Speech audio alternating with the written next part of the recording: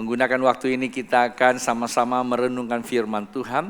Bapak dan Ibu semua sekalian yang hadir, terutama juga yang ikuti live streaming ini. Banyak masukan yang saya dapatkan bahwa hari-hari ini begitu banyak jemaat Tuhan mengalami banyak pergumulan dan membutuhkan pertolongan Tuhan. Dan seringkali minta doa dari kami.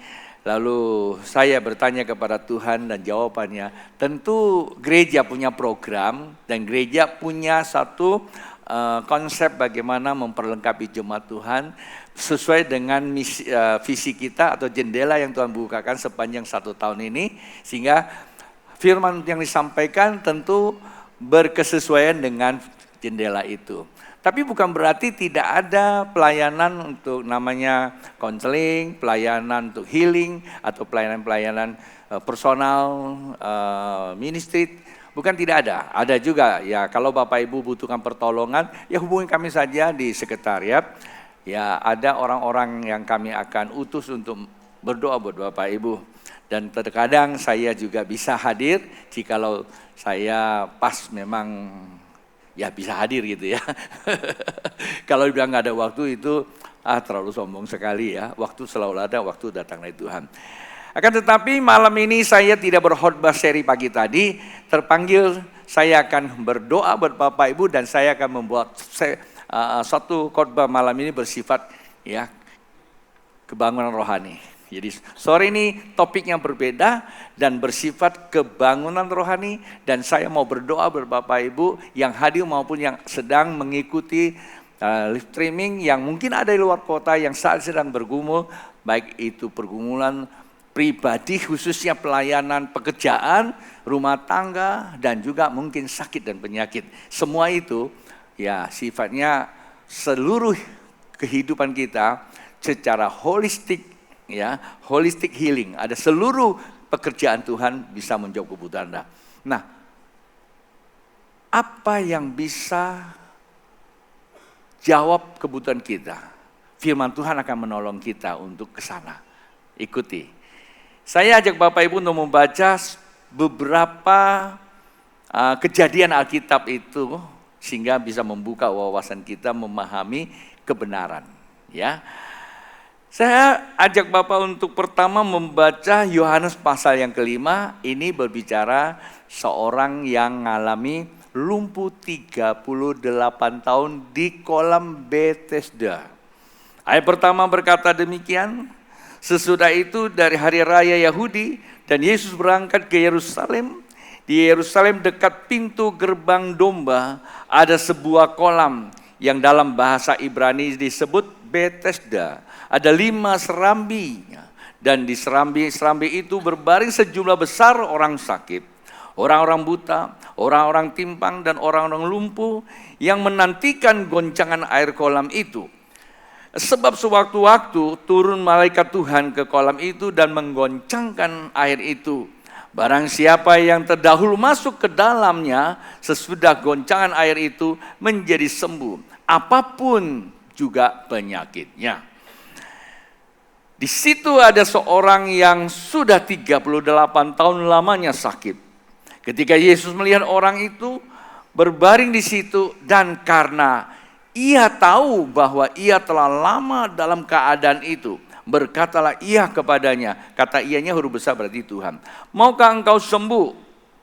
Lalu ia menjawab, Tuhan, tidak ada orang yang menurunkan aku ke dalam kolam itu apabila airnya bergoncang atau mulai goncang, dan sementara aku menuju ke kolam itu, orang lain sudah turun mendahului aku.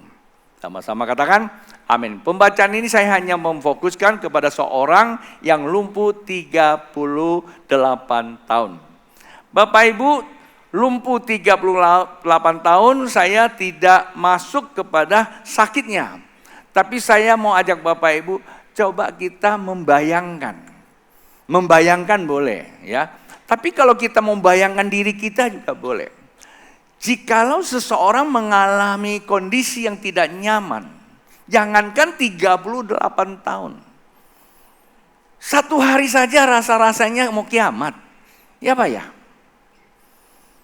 Saya bisa menjadi hamba Tuhan dan menjadi orang Kristen Enggak 38 tahun, 1,5 tahun. Seluruh eksistensi saya lumpuh total. Usia saya yang relatif masih muda pada waktu itu. Lebih kurang 30, 29, 30. Karena 32 saya berjumpa dengan Yesus. 33 kalau tidak salah saya berjumpa dengan Yesus. 36 saya ke Pontianak. Menerima panggilan Tuhan untuk jadi hamba Tuhan. Cukup singkat sih.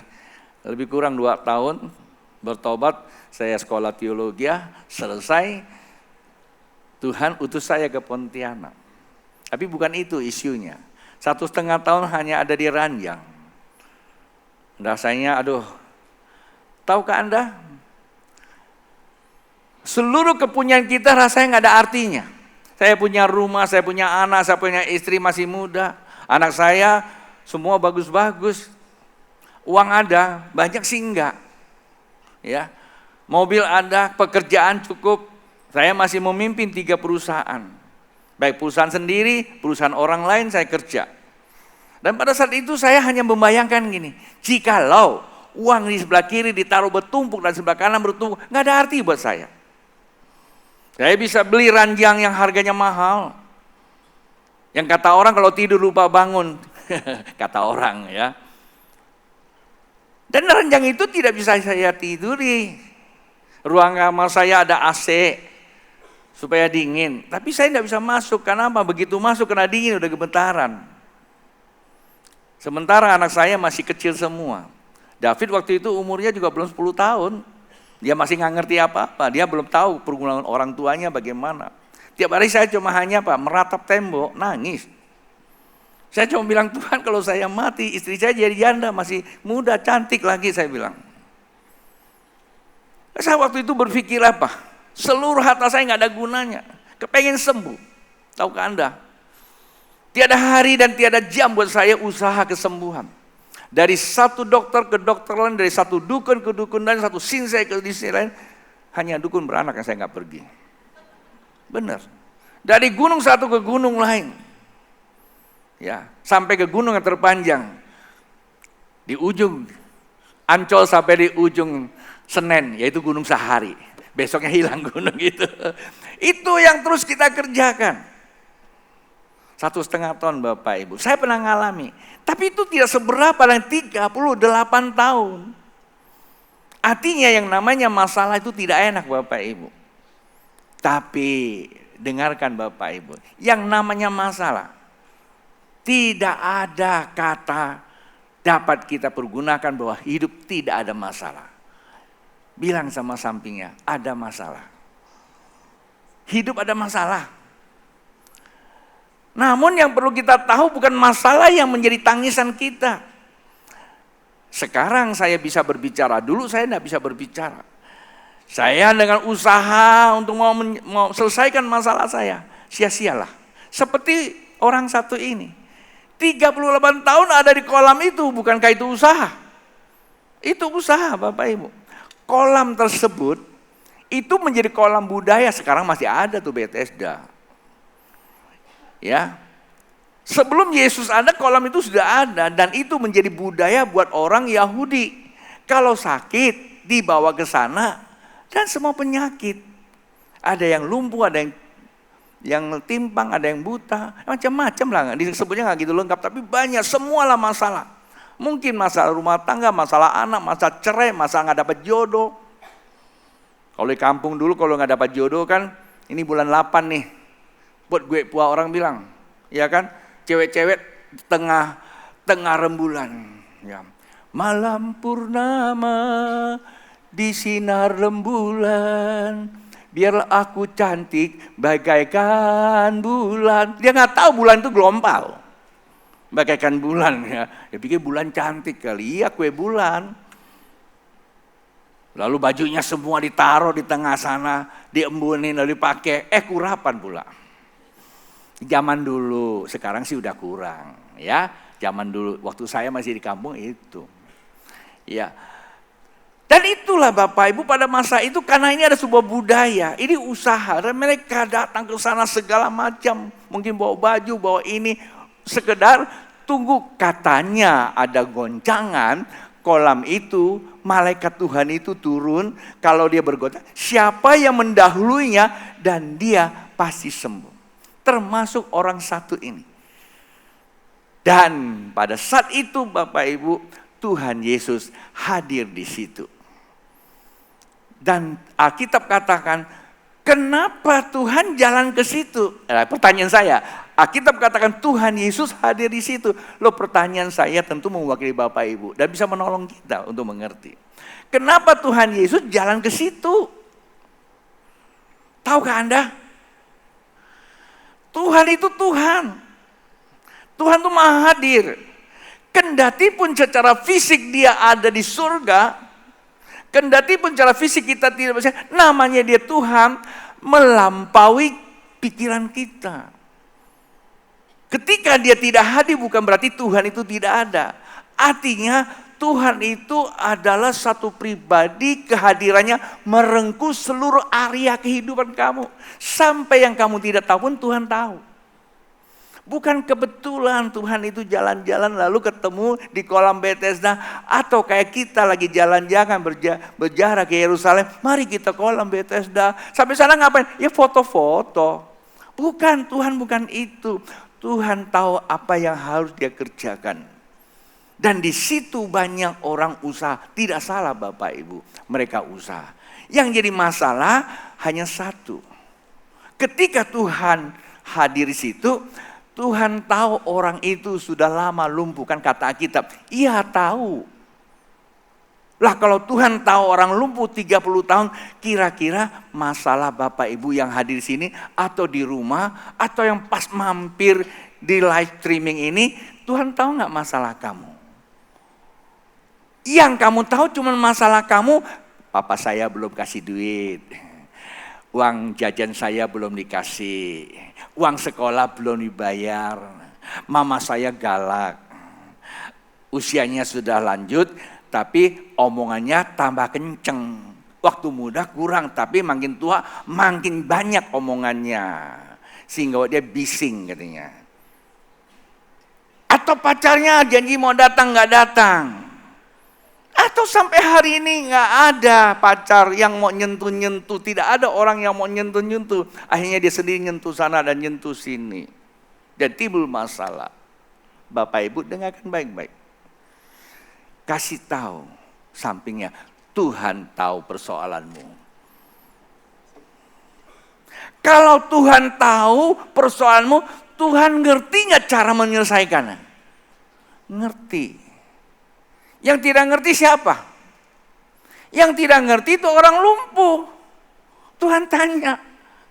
Ya kadang lo berpikir, Tuhan tahu dia lumpuh, kan Alkitab tahu. Dia tanya, mau sembuh gak? Kalau dia tanya sama saya, Tuhan matanya tahu di mana? Ya ini bahasa saya. Dia tahu loh orang ini udah lama. Tapi Tuhan tanya, mau sembuh gak? Ya mau lagi. Udah 38 Tuhan, 38 tahun. Sebetulnya Tuhan tidak tanya berapa lama kamu di sini, Tuhan tahu kok. Tuhan juga tidak tanya usaha kamu apa, enggak juga. Tuhan juga tidak tanya apa reaksi kamu, enggak. Tuhan cuma tanya mau sembuh enggak. Sebetulnya paling sederhana cuma tanya, ya Tuhan saya bukan mau lagi, saya percaya sudah sembuh karena Tuhan yang tanya. Tanpa saya bertindak, saya ingat aja pasti sudah sembuh. Karena dia tanya kok. Kalau saya tanya anak saya, tanya cucu saya, udah makan belum? Sebetulnya saya pengen beli makanan buat dia kan. Saya bukan iseng, cuma nanya aja. Lu udah makan belum? Belum, opa. Ya syukurlah, kan gak begitu. Kadang-kadang dia bilang, udah, mau makan lagi gak? Itu baru opa loh. Sama anak juga gitu. Kalian udah makan belum? Ya kan? Saya tanya itu cuma berupa, kalau bilang belum ya belum, udah ya udah. Udah pun saya tanya, yuk makan sama papa yuk. Masih saya tanya kok. Tapi saya gak nanya, udah makan belum? Saya dari kemarin kerja capek di sini, tahu nggak? Ya saya urus sana urus ini belum makan. Ya saya nggak nanya itu. Tapi ini orang nggak ditanya itu yang dibahas. Adu argumen, memanglah itu manusia. Ditanya apa, argumentasinya apa. Bilang sama sampingnya, kayaknya sama sama kamu gitu. Tujuan Tuhan datang untuk kita apa? Udah jelas. Tapi karena kita terlalu banyak argumentasi, beginilah, saya nggak seperti dia, saya begini, saya kalah sama dia punya mobil, saya jangankan motor, sepeda aja nggak punya, nggak mungkin saya dapat cewek, ya udah selesai kamu. Kalau itu pendapat kamu. Saya dulu dapat jodoh tuh belum punya apa-apa. Saya dapatnya itu saya belum punya apa-apa, hanya punya satu, kegantengan saya itu.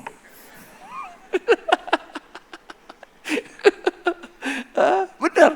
Mobil kagak ada, rumah kagak ada, motor kagak, sepeda pun kagak ada. Cuma satu saya punya, integritas. Saya tahu apa yang harus saya lakukan, saya bukan apa yang orang suruh saya lakukan. Jadi bapaknya ngelihat terus, ini orang lumayan juga, rajin. Tidak disuruh tapi tahu ngerti. Boleh juga lah dia pikir gitu. Saya nggak tahu, ini hanya ramalan saya, kira-kira aja sih saya. Maka waktu saya jadian sama anaknya nggak ada penolakan, justru yang nolak mah engkongnya. Ya saya nggak ada masalah. Tahu nggak waktu saya pacaran itu, dihina habis-habisan. Siapa? Banyak orang hina saya. Lu nggak punya rumah, lu nggak punya duit, lu mau anak orang. Memang aku nggak punya rumah, nggak punya duit, tapi aku punya satu tekad. Justru hina-hina itu buat saya itu adalah obat. Obat buat saya. Saya nggak punya apa-apa. Satu sisi saya belajar, satu sisi saya mesti kerja biaya saya sendiri. Waktu saya melamar kerja tuh kemarin Pak Sam cerita itu, saya punya pimpinan itu namanya Ekwat itu. Saya datang sama dia, itu rambut saya gondrong. Kalau Anda mau lihat rambut saya, lihat aja tuh Tony Kuswoyo. Ya di Kus Plus ya. Ribuan pulau Nusantara lagi ya. Itu sama kayak begitu modelnya. Saya masuk ke situ, kami berempat. Begitu di interview, semua diterima di interview. Saya enggak. Dia bilang, kamu besok datang lagi, syarat aja satu, gunting tuh rambut dulu. Karena saya pengen kerja. Urusan mahkota saya enggak pikirkan. Saya gunting habisin, tapi enggak kayak begini. Kalau ini enggak digunting, habis sendiri dia. Bener, saya hanya bikin aja model kayak tentara. Besokannya saya datang lagi, nggak di interview pula. Langsung ikut training. Oh Pak, nggak di interview? Nggak usah. Poin pertama, kamu sudah lulus. Saya suruh langsung kamu lakukan tanpa komentar. Tidak bilang, Pak begini Pak. Nggak ada, saya ini calon artis Pak, lagi begini Pak. Wah, nggak ada saya. Itu dia. Dan dari 4 orang itu justru yang tiap bulan saya top 10 itu saya. Saya kerja keras. Dari nggak punya motor, saya bisa beli motor hanya 1 bulan. Benar. Saya ngomong, bos saya sampai hari ini masih hidup. Salah satu pimpinan saya adalah Handoyo, itu dia tahu banget. Ya. Dari situ saya dipromosikan, dari nol saya promosi terus sampai jadi manajer, sampai general manager, sampai direktur. Mimpin perusahaan salah satu cabang dia. Integritas. Tapi Bapak Ibu, ya saya juga cerita seperti, saya mau kasih tahu Bapak Ibu, orang ini sudah usaha. 38 tahun usaha untuk kesembuhan, tapi hasilnya sia-sia. Bilang sama samping, usaha bagus. Tetapi bukan berarti usaha kamu bisa menolong kamu. Ya, Tuhan cuma tanya satu, mau nggak kamu sembuh? Nah kita ini anak Tuhan, saya sedang berbicara sama anak Tuhan Bapak Ibu. Saya tidak sedang berbicara sama orang yang tidak kenal Tuhan. Kalau yang tidak kenal Tuhan, saya nggak bisa tanya, lo mau sembuh nggak? Pasti sama kayak orang lumpuh ini. Tapi karena kita anak Tuhan, saya cuma tanya, kalau kita sedang mempunyai persoalan, pertanyaan cuma satu, mau nggak kamu selesai masalahnya? Itu aja. Niat itu penting. Jikalau kamu niat yang benar, maka terjadilah kesembuhan. Di sini ada sesuatu yang sangat amat menonjol dan cap bin aneh saya bilang. Dia sakit, Tuhan tanya mau sembuh enggak? Ini kan pertanyaannya agak sedikit kontradiksi. Saya pikir ini paradok, tapi memang kontradiksi loh. Bukan paradok sebetulnya. Lah orang Sakit kan dia tahu. Paradok dengan kontraksi itu beda. Kalau paradok kelihatannya beda, tapi sesungguhnya memang itu gitu loh. Dia tanya, mau nggak? Berarti ada sesuatu. Sikap orang ini, itu yang menarik Tuhan Yesus bertanya. Sikap orang ini yang membuat dia 38 tahun sebetulnya. Dia bisa segitu lama mengalami penderitaan. Sebetulnya bukan alam tidak punya anugerah buat dia. Alam loh, bukan Allah loh. Bukan kehidupan tidak punya anugerah buat dia. Cuman karena sikap manusianya ini loh, bergantung kepada apa yang dia tahu. Kenapa dia ke Bethesda? Karena dia tahu di situ ada kesembuhan. Lah Tuhan tanya sama dia bilang apa? Tuhan, kalau itu kolam goncang, semua turun duluan, saya ke belakangan. Jangan 30 tahun, 38, 100 tahun juga nggak bisa, hanya pasrah, bergantung sama orang. Maka saya bilang, kenapa saya cerita diri saya ada sadeno sampai itu. Kita dihina, kita dicaci atau dijadikan orang yang tak ada harganya. Jangan kita jadikan itu sebagai bencana, jadikan itu sebagai obat. Jangan kita bergantung kepada orang lain. Begitu dihina, kita pikir iya ya, sial banget gue lahir di orang kampung, bapak gue kampungan lagi, udah gak punya duit lagi, bokeh, sial banget gue, cobalah gue kalau lahir jadi anak Lim Xiaolong kan lumayan. Itu namanya kebergantungan kepada sesuatu yang kita tahu. Pak, Bu, pengetahuan gak salah. Bilang sama samping, pengetahuan gak salah. Tapi kita terlalu firm, bergantung pada pengetahuan sia-sia. Saya tidak mengatakan pengetahuan tidak boleh, kita sekolah penting. Tapi ada begitu banyak orang merasa kalau saya sekolah S1, S2, S3, S4, sampai S lilin gitu. Dia pikir dia sudah menjadi Superman. Salah Bapak Ibu, bisa sukses. Tidak salah, hubungan antara kepintaran dengan kesuksesan bisa terjadi. Tetapi kalau kita tidak mengerti panggilan hidup kita, ujung-ujungnya sia-sia. Bapak rohani saya bilang begini, Ton, segala sesuatu jangan dinilai keadaan, ya, tapi lihatlah keberadaan awal dan akhir. 4 paku belum dipantek, jangan kamu nilai orang itu. Paham maksud saya ya? Maksudnya orang itu kalau masih hidup, kecenderungan selalu berubah ada. Kalau orang itu minor tahu ya? Minor ya, artinya di bawah gitu. Jangan kita langsung menghina dia. Kalau ada orang itu yang mayor, atau behave, wah kita jilat-jilat gitu. Entah dulu Bapak Ibu. Kemarin saya pergi cuci mobil, ada satu orang naik sepeda. Lalu dia memanggil temannya, halo. Temannya jawab, ya. Lalu dia ngobrol sama saya, temannya itu, karena saya lagi cuci mobil, lagi duduk kan. Dia bilang, orang ini dulu toke Pak, bos besar. Terus kenapa sekarang cuma naik sepeda? Judi. Kalah judi, ludes, istrinya dibawa orang lagi. Udah jatuh tangga, bukan ketimpa tangga, masuk ke sumur itu. Terus saya nyeletuk, bagus dia belum mati ya, udah mati saya gitu loh. Yang orang biasa begitu udah stres habis toh. Benar. Jadi kita tidak bisa nilai orang tuh karena keberhasilan dia. Jangan juga kita bisa nilai orang karena kegagalan dia. Yang harus kita tahu, dia itu manusia. Punya pikiran.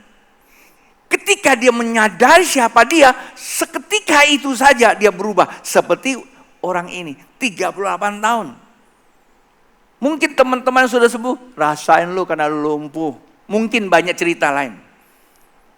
Tetapi 38 tahun, walaupun waktu Tuhan Yesus datang sama dia, terjadi sebuah perdebatan, tapi buat Tuhan itu tidak akan menjadi penghalang. Karena niat Tuhan cuma satu. Tahu apa? Niat Tuhan cuma satu, mau kamu berubah. Janganlah kamu berpikir Tuhan, gunakan pikiranmu tentang Tuhan. Pikiran kita terbatas. Pikiran dan pengetahuan kita seringkali membatasi kita untuk mengalami Tuhan. Karena Tuhan itu tidak terbatas. Kalau kita menggunakan kita berpikir tentang Tuhan, sesungguhnya kita sedang membatasi keberadaan Tuhan. Izinkanlah pikiran Tuhan yang mengubah pikiran kita. Kendati pun gak nyaman. Tuhan bilang apa? Ya kan?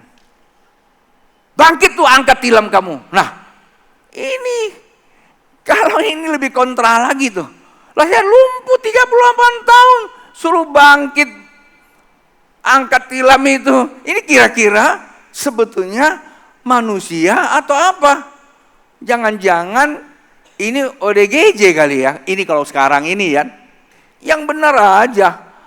Tapi kan yang ngomong Tuhan. Bagi dia tidak ada urusan. Nah saat itu karena Tuhan berbicara, bukan saja Tuhan berbicara. Dengar Bapak Ibu, waktu Tuhan bersuara, kamu bisa dengar suara Tuhan. Kendati pun kamu tidak ngerti apa yang Tuhan ngomong.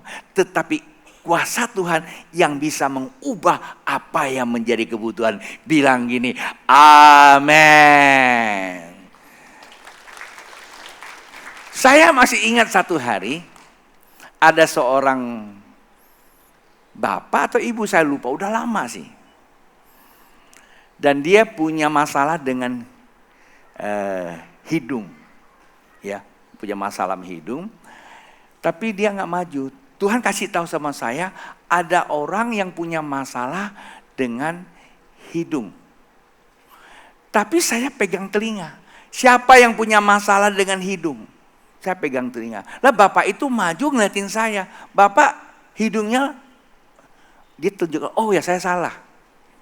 Jadi saya pikir, kadang-kadang pengkhotbah kan suka salah kan ngomongkan hidung kok telinga yang saya pegang.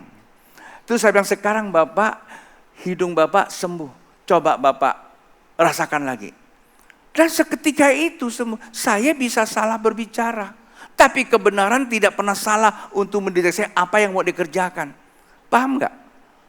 Nah pada saat waktu orang itu ngotot, tetapi Tuhan kerjakan sesuai dengan kebutuhan itu. Cuma di sini memang ada sedikit aneh dalam dialognya. Dan dialognya ini bisa kita jadikan pelajaran. Sebetulnya masalahnya apa sih buat orang satu 38 tahun. Persoalannya bukan penyakit, persoalan pribadi orang ini. Terlalu firm dengan pengetahuan dia. Sehingga pengetahuan dia yang mensekat dia, yang mengklaster dia, yang membuat dia selalu ya seperti itu. Puji Tuhan karena kasih karunia dia sembuh karena Tuhan. Nah pada waktu Tuhan bilang angkat tilam itu, dia tanpa komen. Saya juga tidak bisa membayangkan apa betul dia angkat tilam. Saya juga gak bisa. Tetapi saya hanya bisa coba meyakinkan kepada kita semua itu sama seperti saya. Waktu saya ke Pontianak, Anda pikir saya hebat banget ya?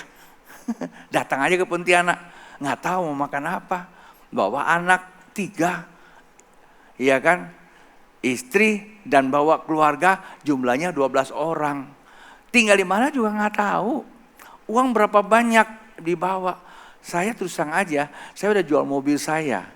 Mobil saya jual 1, beli alat-alat buat persekutuan. Saya datang, saya jual lagi 1 mobil. Buat apa? Buat biaya saya bisa di Pontianak. Dan uang itu sudah saya daftarin sekolah buat anak. Saya buat makan sana. Udah habis, rumah pun belum kesewa. Kok bisa datang ke sini? Hebat banget itu babe ya. Luar biasa imannya. Sorry, nggak tahu saya. Kalau nanya saya kok berani? Nggak tahu, saya juga nggak ngerti. Sepertinya itu kayak kuda itu ditutup jalan aja. Nggak ngerti apa. Tidur di rumah, numpang sama mertua. Itu kalau nafas, sebelah tuh kedengaran. Karena papan dindingnya. Itu pun kalau dicolok langsung kita ngintip tuh. Ya. Bawah tembus. Dibuka sedikit karpetnya langsung tuh AC. Udaranya naik. Campur dengan aroma yang kurang sedap. Dan Apakah saya begitu hebat untuk mengalami penderitaan itu? Oh, karena hamba Tuhan mesti enggak, saya nggak tahu. Rupanya orang yang sudah jatuh pilihan yang berkesesuaian dengan Tuhan, dia seperti orang bermimpi. Nggak ngerti apa-apa, jalankan saja. Kalau hari ini saya ada berdiri di hadapan Bapak Ibu, lihat semua yang tersedia ini, saya cuma hanya tertawa. Seperti kitab Mazmur berkata, seperti orang bermimpi, Tuhan karena kasih karunia-Mu. Maka saya katakan, ya kan, betapa besar panggilan-Mu Tuhan, betapa kayanya panggilan-Mu Tuhan. Sinar kemuliaan-Mu menyinari kaki saya. Hidup ini karena kasih karunia Bapak Ibu. Sama seperti orang ini, saya juga bisa pikir, apa hebat banget ya. Padahal dia lumpuh, disuruh angkat, dia angkat juga. Bukan, perkataan Tuhan itu ada kekuatannya, ada energinya. Yang penting kamu mempunyai enggak hasrat berkesesuaian. Jadi terkoneknya. Seringkali saya menggunakan istilah divine connection. Terkoneksi kepada keilahian Allah. Dan keilahian akan mengubah sesuatu yang kamu sendiri nggak tahu. Dan itu akan menjadi kejadian. Sekarang saya lagi sedang berbicara sama Bapak Ibu. Mungkin Bapak Ibu tanya, apa itu ya? Pastor ngomong gitu. Tapi tiba-tiba Anda punya niat karena Anda punya masalah. Omongan saya mungkin tidak bisa menjawab kebutuhan Anda. Tapi hadir Allah yang akan mengubah pemahamanmu mendapatkan pertolongan Tuhan seketika. Beda dengan satu peristiwa. Ya, kalau tadi 38 tahun bisa sekian lama, apa penyebabnya? Nanti saya ambil satu peristiwa lagi dan ini membuka aibnya. Membuka masalah dan itu bisa membuka masalah kita. Coba kita lihat Markus pasal 2 ayat pertama. Peristiwa ini rada-rada mirip, cuman konteksnya beda. Markus pasal yang kedua ayat pertama. Kemudian sesudah lewat beberapa hari, waktu Yesus datang lagi ke Kapernaum, ini beda ya peristiwanya. Tersiarlah kabar bahwa ia ada di rumah itu ya, di Kapernaum. Maka datanglah orang-orang berkerumun sehingga tidak ada tempat, bahkan di muka pintu pun tidak. Ini lagi ada kebaktian rohani kali ya, tiba-tiba penuh gitu. Ya kan? Maka tadi saya udah tahu bahwa malam ini saya ada KKR, tapi saya nggak mau umumin. Biasanya kalau udah KKR langsung rame gitu. Hanya orang cari KKR sih, kayak begini juga. Saya biarin aja. Jadi saya bilang saya mau doa aja, kalau Bapak Ibu rasa nanti terpanggil oleh firman Tuhan mau didoakan, saya doakan. Kalau enggak ya nggak apa-apa. Selesai kita pulang makan deh, benar nggak? Bobo istirahat. Badan melayani dari pagi itu pemusik-pemuji dari pagi pasti senang kan, lebih cepat selesai gitu. Tapi kalau Bapak Ibu pengen doakan, saya doakan. Pelepasan 3 jam nggak apa-apa, mereka tungguin Gideon yang lainnya Anda. Saya pulang. Nggak gitu lagi. Ya, saya teruskan lagi ya. Sementara ia memberitakan firman kepada mereka, ada orang-orang datang membawa kepadanya seorang lumpuh digotong oleh 4 orang. Nah ini orang lumpuh juga lagi. Bedanya tadi orang itu usaha 38 tahun, tapi orang ini juga usaha. Semua udah penuh. Full house. Panitia sudah tutup pintu. Tutup pendaftaran, Tata bilang, sudah penuh ya? Tahun depan lagi acaranya. Nah itu dia. Maka nanti kalau buka pendaftaran, segera daftar sama Tata. Jangan tunggu-tunggu. Ya. Penuh semuanya. Tapi orang ini punya hasrat dan niat yang luar biasa. Karena nggak bisa masuk pintu depan, dia buka genteng di atas. Nah ini luar biasa. Nah cerita ini yang membuat pertanyaannya beda dengan tadi. Tadi belum mau sembuh nggak? Padahal udah tahu dia sakit. Kok ini beda? Ya, inilah menjawab kita punya masalah dan menolong kita, membuka aib kita, membuka kita punya borok gitu loh. Topeng kita dibuka itu loh. Ya. Dikatakan bahwa mereka sesudah terbuka mereka menurunkan tilam, juga pakai tilam lagi ya, tempat orang lumpuh itu berbaring. Yesus melihat apa? Sekali lagi, Yesus melihat iman mereka. Beda yang tadi itu. Kalau tadi usaha mereka, usaha bagus, usaha nggak bisa menolong kamu. Tapi kalau orang ini juga usaha, tetapi dengan siapa? Dengan iman. Yesus melihat iman mereka, berkatalah ia kepada orang lumpuh itu, "Hai anakku." Kalau tadi mau sembuh nggak? Ini nggak nanya loh. Mestinya nanya juga, lu panjat sampai tinggi-tinggi begini, lu mau sembuh nggak? Aku pikir begitu pertanyaannya. Enggak. "Hai anakku, dosamu telah..." Masya Allah. Orang pengen sembuh langsung bicara dosa lagi. Bapak Ibu, kalau Anda nggak dapat jodoh terus datang saya tanya, ya kan, dosa lu dari ampuni, marah nggak? "Babe, saya datang minta didoakan jodoh." Masa saya bilang dosa diampuni? Pasti marah lah. Tapi persoalan Anda mau terima tidak terima, Anda sedang berhadapan dengan si kebenaran. Kebenaran adalah kebenaran. Apapun penafsiran Anda, silakan. Tetapi kebenaran adalah kebenaran adanya. Dan kebenaran tidak akan berubah sesuai dengan harkat kebenaran itu sendiri. Dan kebenaran mengatakan dosamu telah diampuni. Artinya Bapak Ibu, 38 tahun orang itu bermasalah. Penyebabnya cuma satu, apa? Dosa. Wow, kaget Anda. Ini kejadian beda, pastor. Ini kejadian orang lumpuh yang naik ke atap. Kalau yang 30 tahun, 8 tahun itu dia itu di kolam Bethesda. Kok disambung-sambung, cocok logi dong. Ntar, jangan terlalu cepat komentar. Kita lihat, betulkah karena dosa? Kita kembali lagi tadi pembacaan di kolam Bethesda tersebut. Kita baca pada pasal yang sama, tapi ayatnya berbeda. 14, ya. Yohanes pasal 14, Yohanes pasal 5 ayat 14. Kemudian Yesus bertemu dengan dia dalam bait Allah. Dia itu yang tadi lumpuh 38 tahun itu ya. Berkatalah kepadanya, "Engkau telah apa? Sembuh. Jangan berbuat apa? Dosa lagi, supaya padamu jangan terjadi yang lebih buruk." Tuhan cuma ngomong begini. Kalau saya menggunakan bahasa saya, lu tahu nggak sih? 38 tahun orang itu lumpuh karena dosa. Boleh nggak saya pinjam juga peristiwa itu kepada kita? Lu nggak punya jodoh nih. Lu belum kerja nih. Ini bahasa saya ya, jangan tersinggung ya. Lu sakit-sakitan nih. Lu tahu nggak sih masalahnya apa? Dosamu, tahu nggak? Kadang-kadang kita pengen sembuh, kadang-kadang kita pengen sukses, kadang-kadang kita pengen kaya, usaha kerja sana kerja sini.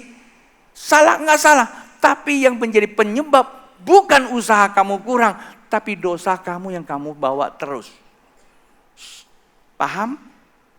Dosa itu ukurannya apa? Pagi tadi saya udah berbicara di tempat ini. Dosa itu ukurannya manakala kita berlawanan dengan kebenaran. Kebenaran mengatakan kita percaya, tapi kita nggak percaya, ragu-ragu. Buktinya aja, Tuhan tanya mau sembuh nggak? Dia banyak komentar. Itulah orang yang tak beriman. Orang yang tidak beriman alias orang yang berdosa. Karena kebenaran dicuri berarti dosa tuh. Kebenaran serong berarti apa? Karena kebenaran yang dicuri, kebenaran telah diserongkan, itulah dosa. Karena kebenaran dicuri, imannya nggak ada. Kalau namanya iman nggak, usahamu sia-sia Bapak Ibu. Beda dengan orang satu ini. Karena dia usaha panjat, tapi dengan apa? Iman. Maksudnya apa? Hubungan antara iman dan kebenaran. Begini. Perhatikan Bapak Ibu, saya ajak Bapak itu untuk memahami. Begini, perhatikan, ini penting. Orang yang 38 tahun ini, waktu di kota Bethesda ditanya, mau sembuh nggak? Dia bahas tuh. Tuhan, tidak ada yang mau nolong saya. Begitu malaikat goncangan, udah banyak mendahului, saya ketinggalan. Nah ini dia. Orang yang tidak memiliki kebenarannya. Padahal dia sedang berbicara dengan sang kebenaran. Beda dengan satu orang ini. Kalau tadi, dari awal mereka sudah tahu bahwa itu Yesus. Kendati pun dunia menghalangi datang pada Yesus. Terlalu banyak yang membuli dia. Mungkin mertuanya, mungkin orang tuanya, Mungkin tetangganya, lu ngapain lu ke gereja? Lu ngapain lu? Mungkin begitu ya. Tapi bagi dia gak ada urusan. Dia panjat, dia buka tembok. Ini hanya ilustrasi sebetulnya. Itulah orang yang punya hasrat ketemu dengan Tuhan itu. Dan pertanyaannya beda. Kalau yang tadi cuma ditanya, mau gak supaya kamu bisa merubah persepsi tentang Tuhan. Tapi kalau ini imanmu lo yang sembuhkan. Ya, imanmu lo yang sembuhkan kamu. Maka oleh iman Bapak Ibu, dosanya diampuni. Kembalinya iman menghilangkan dosa. Kembalilah rancangan Tuhan atas hidup orang ini. Dan rancangan penuh dengan apa? Pengharapan. Bapak Ibu, Tuhan tidak salah memilih Anda dan saya. Tuhan jadikan Anda dan saya manusia, Tuhan sudah punya rancangan spesial. Dalam diri Anda punya potensi yang luar biasa. Maka itu jangan kuburkan potensimu dibawa sampai mati. Kembangkan. Bagaimana kita bisa mengembangkan potensi kita? Cuma satu, percaya Tuhan. Ya, percaya Tuhan. Yang kedua, taati apa yang kau percaya. Dan yang ketiga, kerjakan terus menerus sampai yang kau percaya itu berhasil di dalam hidupmu. Daripada kau berusaha dengan keyakinan dan pengetahuan kamu 30 tahun, 80 tahun sia-sia. Tetapi usaha kita bergantung kepada Tuhan dan waktunya adalah kesuksesan dan kejayaan. Itulah kejadian ini Bapak Ibu. Jadi saya simpulkan khotbah saya malam ini. Pemusik boleh naik ke atas. Yang pertama, ingat iman yang akan menolong kamu. Jikalau malam ini Bapak Ibu yang hadir di sini atau di rumah. Iman. Iman inilah yang akan mengalahkan dosa kita. Karena iman datangnya dari kebenaran. Kebenaran itulah yang akan memerdekakan kita dari kebiasaan buruk. Iri, dengki, enggak puas, ya maunya cuma hanya kepentingan diri sendiri, selalu melihat orang dengan kacamata yang minor, dia lebih hebat, orang semua salah, egosentris, itu dosa Bapak Ibu. Tapi jangan sedih hati, kalau saja Bapak Ibu kita yang hadir di sini atau di rumah punya sikap dan perilaku demikian, ada kabar baik. Tuhan bisa mengubahnya jika engkau percaya. Dulu sulit untuk mengasihi. Dan pada saat Anda percaya Yesus, saya memang gak bisa mengasihi dia. Tapi Yesus dalam diri saya bisa mengasihi dia. Saya memang gak bisa nolong dia. Saya benci sama dia. Kalau perlu saya makan dia. Tapi karena Yesus dalam diri saya yang memampukan saya untuk berdamai dengan dia. Nah saat itulah kita menjadi orang yang serupa dengan Kristus. Disebut orang yang sempurna. Layak terima apa? Layak terima dimuliakan. Bapak Ibu, malam ini firman Tuhan datang kepada kita. Tidak ada kata lain. Imanlah yang akan menghapus dosa. Apa itu iman? Pertama apa? Percaya kebenaran. Percaya kebenaran. Yang kedua apa? Taati kebenaran. Yang ketiga apa? Tekun lakukan kebenaran. Percaya itu namanya apa? Amen. Yang amen itu percaya. Ya, yang kedua mentaati. Itu namanya emon. Artinya kita melakukan. Terus yang ketiga, tekun melakukan itu namanya emonah. Kesetiaan. Bilang sama sampingnya, Emona. Kalau Anda punya nama mau ganti semua, ganti Emona. Maka Tuhan melakukan perkara besar dalam hidupmu. Tuhan memberkati.